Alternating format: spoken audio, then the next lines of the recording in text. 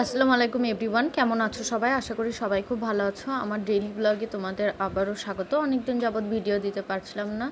তো দেখো ছোট্ট পরিটা এখানে সকাল সকাল উঠে গেছে। তখন প্রায় বাজছিল হচ্ছে যে কি 6:45 মতো। তো এখানে উঠে প্রথমে চা বসিয়ে দিলাম। আর সকালে আমরা লাল চাই খাই। আর এদিকে ওর জন্য সুজি করছি, এটা তাল মিছরি। তো একটু মিষ্টির জন্য একটু সুজিতে আমি মিছরিটা ব্যবহার করি।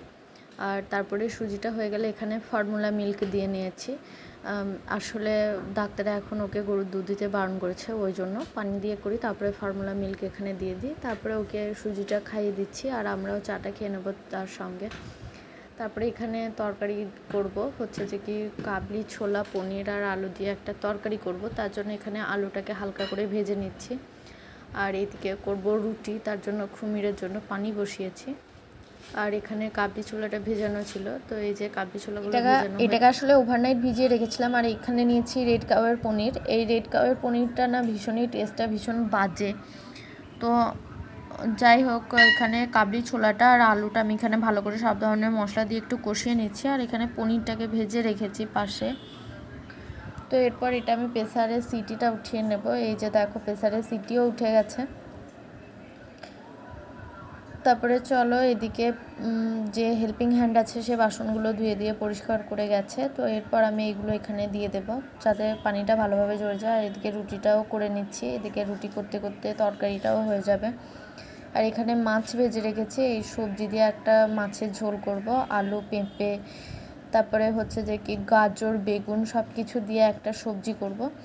এটা কিন্তু মাছের ঝোলটা এতে দিয়ে দেব। আর এখানে ঢ্যাঁড়সও দিয়েছি, টমেটো দিয়েছি, সব কিছু দিয়ে মাছের ঝোলটাকে করছি।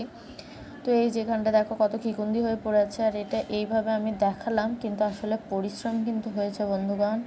এইভাবে যদি ম্যাজিক করে যদি সব কিছু হয়ে যেত তাহলে কতই ভালো হতো। আর এইদিকে দেখো মিট কেসটা কেমন ছোটো পড়ার মতন হয়ে গেছে। প্রতিদিন মোছা হয় তাও এরকম হয়ে যায়, কেন হয়ে যায় আমি জানি না। তো যাই হোক, এটা পরিষ্কার করে নিচ্ছি, এখানে খাবারগুলো রাখা হয়।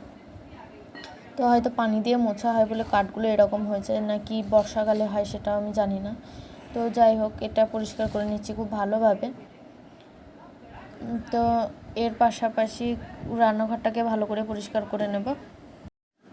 তোমাদের আমার ভিডিও কেমন লাগছে অবশ্যই কমেন্ট বক্সে কমেন্ট করে জানিও। এরপর প্রতিদিনই আমি ডেলি ব্লগ দেওয়ার চেষ্টা করব। আসলে সময় সুযোগের অভাবে তখন না শুধু শর্টটা দিচ্ছিলাম। আর এখন ভাবছি যে কি দেখি যদি প্রতিদিন সম্ভব হয় দেবো। এখানে ভাতটা বসিয়ে দিয়েছে আর এখানে দেখো বাসনগুলো শুকিয়ে গেছে আর আমি র্যাকে রেখে দিয়েছি বাসনটা র্যাকে। তো তারপরে এটা ভালো করে ধুয়ে নিলাম।